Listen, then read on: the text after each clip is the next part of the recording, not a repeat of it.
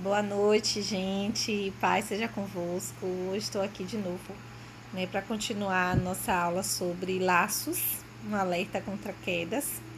E a gente falou um pouquinho na aula passada, né, sobre esse assunto e a gente vai continuar esse assunto hoje aqui, tá bom?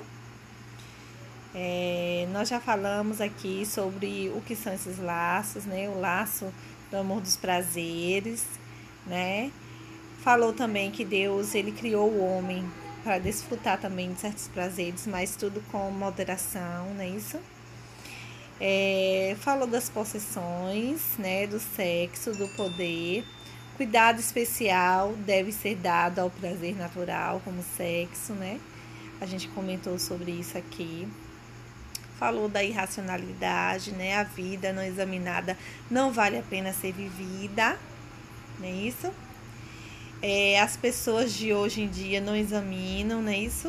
E essa irracionalidade é o que faz com que muitas pessoas acabam, né, se embolando em suas vidas e aí acabam se prejudicando a si mesmas, né? E deixei para vocês, né, algumas questões. Eu tô passando aqui para vocês, para a gente poder retomar assim das questões. Então, assim, aqui tá, né? A hora de refletir. Deixei 4 questões para vocês e a gente vai estar respondendo essas 4 questões. A primeira questão, ela fala um pouco sobre como podemos perceber os sinais de alerta dos quais a Bíblia menciona, né? E a resposta, né? A gente pode ter várias interpretações, né? Sempre baseada na palavra de Deus, mas uma das respostas que eu deixei aqui para vocês é que, como um pai, o autor de Provérbios, repetidas vezes usa sinais de alerta como: filho meu, ouve. Então, assim, ele fala aqui, né? Ouve, guarda, atende, aceita, não esqueças os meus ensinamentos, as minhas palavras, os meus mandamentos, o meu ensino, a minha instrução. Então, como é que a gente pode observar esses sinais? Nós vamos observar esses sinais quando nós buscamos na palavra de Deus, quando nós examinamos as escrituras, quando a gente medita, quando a gente ora, quando a gente jejua. Então, Deus vai nos mostrando esses sinais. E a gente tem que fazer o quê? Não é somente ler a Bíblia, ler por ler. Nós temos que ler e examinar, né? A palavra de Deus, ela fala, examinar as escrituras, não é isso? Então, essa é a primeira resposta, que a gente possa estar examinando, ouvindo, guardando a palavra de Deus em nosso coração. A irmã Adila respondeu essa primeira pergunta, tá de parabéns, né? Que Deus continue abençoando. E eu espero, assim, que os demais irmãos também possam estar respondendo essas perguntas, né? A segunda pergunta diz respeito àquela frase de Sócrates. Vamos voltar aqui um pouquinho. Diz assim: explique o que quer dizer uma vida não examinada não é digna de ser vivida. O que Sócrates quis dizer com isso? Eu busquei também, né, para trazer uma resposta mais conclusiva para todos nós. E aqui diz assim que Sócrates disse celebremente que uma vida sem reflexão não merece ser vivida. Queria ele dizer que uma vida vivida sem ponderação nem princípio é tão vulnerável ao acaso e tão dependente das escolhas e ações de terceiros que pouco valor real tem para a pessoa que a vive. Então, o que ele quer dizer com isso? Ele quer dizer que nós devemos refletir sobre as nossas ações, sobre as nossas escolhas. A gente não pode sair aceitando tudo, né, à torta e direita, sem refletir, sem examinar, sem pensar, sem questionar. Não é questão de sair duvidando das coisas, duvidando da palavra de Deus, duvidando do que fulano, ciclano falou. Mas é questão de refletir realmente. E quando o próprio Deus fala que a gente deve ler e examinar as escrituras, ele quer dizer isso também, que a gente possa refletir sobre as escrituras, né? Comparar. Que palavra é essa? Essa palavra foi para um povo específico? Essa palavra também serve para mim, para minha vida hoje em dia? Que palavra é essa? Então, a gente conclui que nós devemos refletir sobre a nossa vida, para que a nossa vida seja bem vivida, para que a nossa vida seja uma vida consciente, para que a gente não chegue no finalzinho da nossa vida e fique nos perguntando, né? O que foi que eu fiz da minha vida, né? O que foi que eu fiz? O que foi que eu aproveitei? Como eu vivi minha vida? E a terceira pergunta, ela fala aqui o que aconteceu com Esaú, Sansão e Saul. Eu trago aqui um resumo para vocês, falando, né, que Esaú, primeiro, ele agiu sem refletir e perdeu seu direito à herança, né? A gente já comentou até na aula passada sobre isso. Ele agiu no impulso, ele não refletiu, ele não analisou aquela consequência. E ali ele acaba perdendo a sua herança. Sansão foi um homem dominado por suas paixões e agia impulsivamente por elas, né? Por causa disso, quando Sansão dormiu, Dalila cortou os cabelos e chamou os filisteus, né? Sansão resistiu, mas foi vencido pelos soldados e ficou cego, pois os filisteus lhe furaram os olhos. Então, a consequência também de se deixar levar por um laço, ele ficou, né, aprisionado. Isso é um laço, né? Um laço é quando você é um perigo, né? É algo que aprisiona você e que deixa você presa ali em um desejo, em uma vontade, em um súbito impulso. Então, isso é o laço também, né? E Saul? Saul foi um homem escolhido por Deus, né? Verdadeiramente. Porque o povo clamava por um rei, Deus foi lá e ungiu Saul como rei, né? E cheio do Espírito Santo. Até chegou a profetizar. E tá lá no livro de 1 Samuel, né? 10, do 9 ao 13. Mas devido à dureza de coração que o empurrou para uma sequência de pecados, o Senhor o rejeitou como rei. Então, ele começou a errar, começou a seguir o seu próprio pensamento, a sua própria razão, o seu próprio entendimento. E Deus foi lá e retirou, né, a bênção que ele tinha colocado sobre a vida de Saul de ser rei, né? A liderança em ser rei. E agora a gente vai continuar com a nossa aula. É bem pequenininha hoje, né? Eu espero que seja menor do que a aula passada. Continuação, a gente vai falar sobre o laço da fraude e da desonestidade associada à ganância. A qualidade de agir com princípios morais sadios é um produto em escassez. O que quer dizer essa frase? Hein? Essa frase ela quer dizer que a moralidade ela tá sendo extinta, né? Praticamente está em processo de extinção, né? A moral humana, né?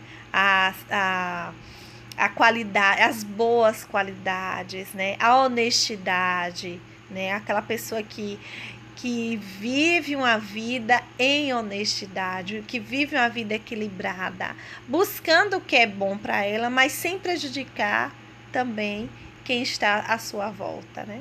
Isso está em escassez, né? E aqui eu trago, né, uma frase que fala assim: o homem desonesto é apanhado na armadilha da sua própria ganância. O homem desonesto, ele é apanhado na armadilha da sua própria ganância. Ontem eu estava assistindo com meus filhos um episódio da novela A Terra Prometida e, assim, foi de Deus para mim, porque foi o episódio, né, que a gente vê lá um dos personagens, ele não foi lá entregar as primícias, né, como era determinado pelas escrituras, que toda a colheita que se fizesse tinha que separar as primícias, né, o 10% para o Senhor. E ele não foi, ele achou que ele estava agindo certo. E ele falou: eu não vou ser tolo, eu não vou ser idiota, eu vou guardar tudo para mim, né? E aí guardou tudo para ele, mas aí no outro dia os seus frutos estavam todos podres, né? Deus cobrou o que era da parte dele. Então, e quando ele resolveu ir entregar para o Senhor, ele falou assim: vim aqui dar essa primícia e tal. O sacerdote foi e consertou ele. Você não está dando nada, você está devolvendo, porque isso não é seu, é de Deus. Então, o que quer dizer isso? Quer dizer que ele foi apanhado na sua própria armadilha, né? Ele tentou com ganância alcançar algo que não era dele, que não fazia parte ali dele mais, que não era para ele ter naquele momento. E aí ele acabou sendo prejudicado, porque até mesmo os frutos que era para ser para ele se sustentar acabou apodrecendo, né? É uma maldição. E a ganância também, né? A ganância e a desonestidade é um atalho para se chegar à catástrofe, né? Olha só. E muitos acabam chegando na catástrofe. Quantas pessoas, né? Políticos, figuras públicas, artistas, pessoas que têm muito dinheiro, que acabaram passando por cima de muitas pessoas, né? Usando as pessoas de escada para crescer, para enriquecer, e hoje não tem nada. E hoje passam por dificuldades, até mesmo de saúde, né? Então, isso é uma catástrofe, porque usou de ganância, usou de desonestidade. E a resposta, a consequência dessas atitudes são essas, a catástrofe, né? A consequência do pecado, segundo a palavra, é o quê? A morte, né? Mas que morte é essa? Quer dizer, eu pequei hoje, estou morrendo hoje imediatamente? Não. É uma morte espiritual, né? E além da morte espiritual, tem também a enfermidade, né, do corpo, e vai abrindo brechas para várias coisas acontecerem na vida dessa pessoa, seja na área financeira, na área física, na área emocional, conjugal, né? Tudo começa a dar errado. Por quê? Porque aquela pessoa ela age de uma forma desonesta, de uma forma maldosa para com as pessoas ou para com ela mesma.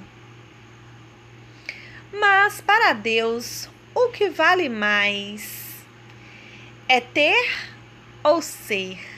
O que diz a palavra de Deus? Vejamos.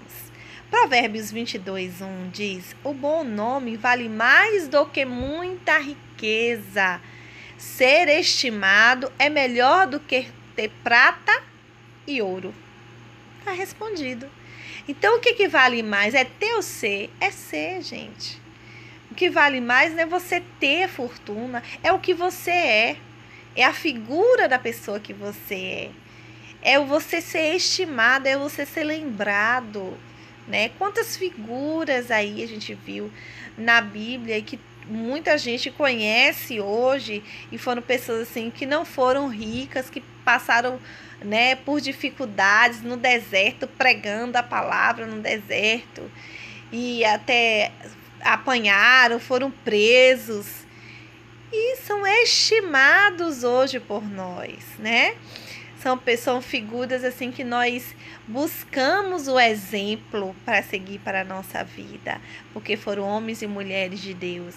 Assim, no nosso mundo atual, também buscamos estimar aquelas pessoas que são o quê? Que são honestas, que são direitas, que são responsáveis, que são obedientes à palavra de Deus, né? Que são simpáticas, que são amáveis, que são gentis.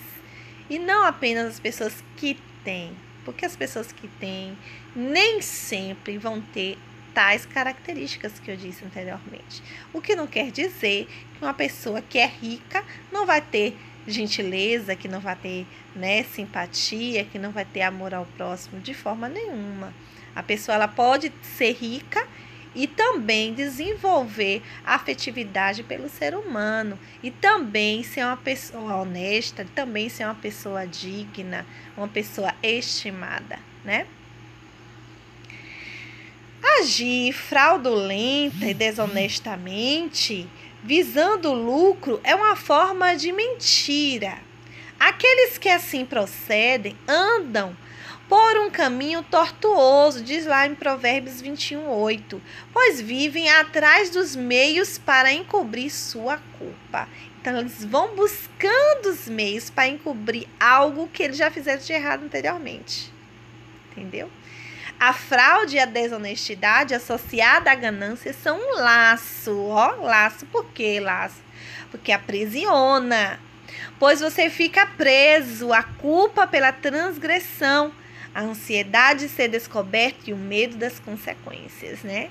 Nesse mesmo episódio qual eu falei anteriormente, ele ficou lá assustado, vamos lá, a gente tem que mostrar que a gente está servindo, e ficou lá angustiado, né, ansioso, com medo de alguém descobrir que eles desobedeceram a palavra de Deus, né? E assim é. Quem segue a verdade do Senhor não suporta viver em desobediência.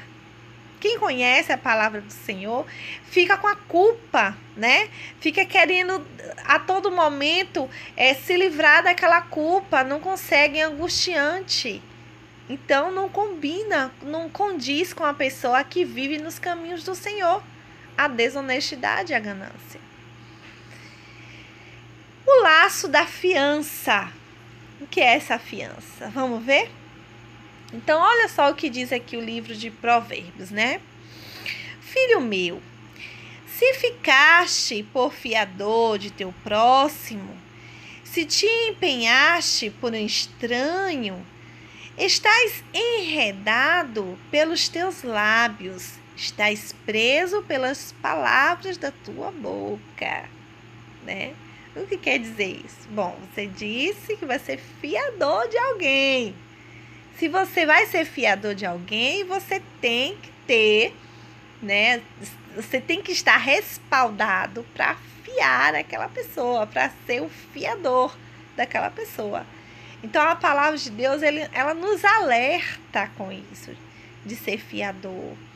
Então, não se aprisione se você não tem como sustentar a tua palavra. Não fique ali comprometido com aquilo ou com aquela pessoa se você não tem condições, porque é pior. Olha só o que diz aqui o livro de Provérbios 6:5. Sai dessa armadilha como um passarinho ou uma gazela escapa do caçador. Sai dessa armadilha. Olha o que a Bíblia diz. É uma armadilha. Porque depois a pessoa não paga e quem tem que pagar é você. E aí você embola a sua vida financeira, vira um laço. E sua vida financeira, ela fica toda embolada, né? Se alguém que realmente estiver precisando vier lhe pedir para ser fiador, avalie antes de assumir se você terá condições de pagar, caso o devedor principal deixe de fazê-lo. Então você tem que analisar, ó a reflexão, né? Ó a reflexão, ó a análise. Analise, veja se realmente aquilo vai ser bom para aquela pessoa, vai ser bom para você também, né? O laço das más influências. Olha só, eu botei essa figura aí do gatinho com os peixinhos, né? Porque a gente sabe que o gatinho fica doidinho para comer os peixinhos. O verdadeiro amigo constrói o caráter do seu companheiro, mas o perverso trabalha para corrompê-lo. A gente já teve um estudo sobre amizade, né, lá na igreja. E a gente viu que um amigo de verdade é aquele amigo que é sincero, que é honesto, que ele quer ali somar com você, ele vai ajudar na construção do seu caráter, ele não vai te prejudicar, né? É um amigo que ele é enviado verdadeiramente por Deus. Então, esse é o amigo. Então, quando você tem uma pessoa que não traz essas características, analisa, reflita. Pode ser uma má influência. Evite os companheiros maus. Filho meu, se os pecadores procuram te atrair com agrados, não aceites. Se disserem, vem conosco e tocaias de sangue, embosquemos o inocente sem motivo, tranquemo-lo vivos como a sepultura e inteiros como os que descem a cova, acharemos toda sorte de bens preciosos, encheremos as nossas casas de despojos, lança a tua sorte conosco, teremos todos uma só bolsa. Filho meu, não te ponhas a caminho com eles, desvia o teu pé de suas veredas, porque os seus pés correm para o mal e se apressam a derramar sangue. Na verdade, é inútil estender-se a rede ante os olhos de qualquer ave. No entanto, estes armam ciladas contra o seu próprio sangue e espreitam suas próprias vidas. São assim as veredas de todo aquele que usa a cobiça. Ela põe a perder a alma dos que a possuem. Está lá em Provérbios 1:10, né, até o 19. Então, ela põe o quê? A perder a alma de quem a possui. Cuidado, olha o que a palavra diz, filho meu, tenha cuidado, não vá por esses caminhos, né? Evite pessoas iracundas. Que pessoas são essas? Não se associe com quem vive de mau humor, pessoa rabugenta, nem ande em companhia de quem facilmente se ira. Do contrário, você acabará imitando essa conduta e cairá em armadilha mortal, né? A pessoa que só vive murmurando, que só vive de mau humor, reclamando de tudo, reclamando da vida, nada tá bom, nada presta. Então, é uma pessoa iracunda, né? E a palavra de Deus, ela fala assim, ó, não se associe com ela. Se afasta, cuidado, porque você pode se tornar igual a ela. Evite pessoas cuja conversa é podre. Que conversa podre é essa? O ímpio se enlaça na transgressão dos lábios, mas o justo sairá da angústia. A boca do tolo é a sua própria destruição, e seus lábios um laço para a sua alma. Olha só, pessoas que conversam coisas que não era para ser ditas, né? Fofoca, mentira, né? Insinuações, provocações, palavras torpes, tudo isso não agrada ao Senhor. E agora, por fim, conclua. Assim podemos concluir que... O que é que nós podemos concluir? Eu quero que você escreva aí a sua conclusão, quero que você coloque aí o que você achou dessa temática, o que é que você conseguiu aprender. Se você quiser, você volta à aula, assiste de novo, tá? Participa, lê lá os versículos que tá aí mostrando na aula. O livro de Provérbios é um livro de instrução para a vida daquele que busca a verdade da palavra de Deus. Então, fique em paz, que Deus abençoe e até a próxima aula.